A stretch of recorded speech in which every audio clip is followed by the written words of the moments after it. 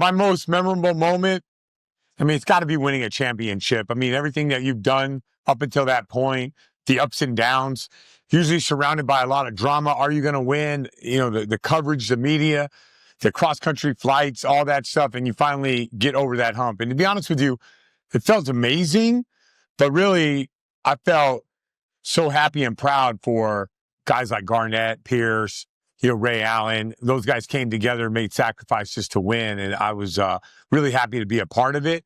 But when you're on a team with guys like that with legendary status, you're trying to do everything you can to preserve their legacy. Yeah, so when you get done playing basketball, like the biggest thing is, what are you going to do next? And, when I was playing, I knew Tommy Heinsohn was getting up there in age. He wouldn't travel. And I knew right away that that's what I wanted to do. I think I knew that. I still played 3 more years after that, but I knew I wanted to be the analyst for the Boston Celtics. So, I started going down that road right away. And but even retiring, calling it quits, I could have went overseas and played. And even having an unbelievable opportunity to continue and to be in the NBA and working, it's still very difficult because, your identity is tied up into being a basketball player from the time you're 10 years old to the time I'm 32, and now you're walking away from it. It was a great transition. It worked out amazingly. I kind of dove into that next step and journey in life, but it was still very difficult to do.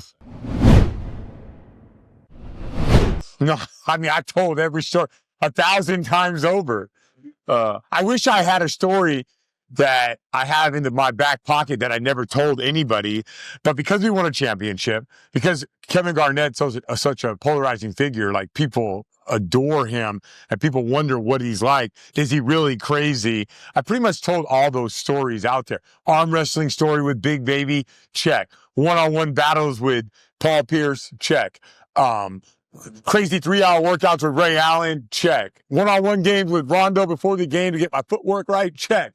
So I think the one that might be underplayed is the boxing story and how the strength coach for the Boston Celtics brought boxing gloves to the gym, and somehow we got to hash out our problems like in the middle of practice with gloves on. That was interesting.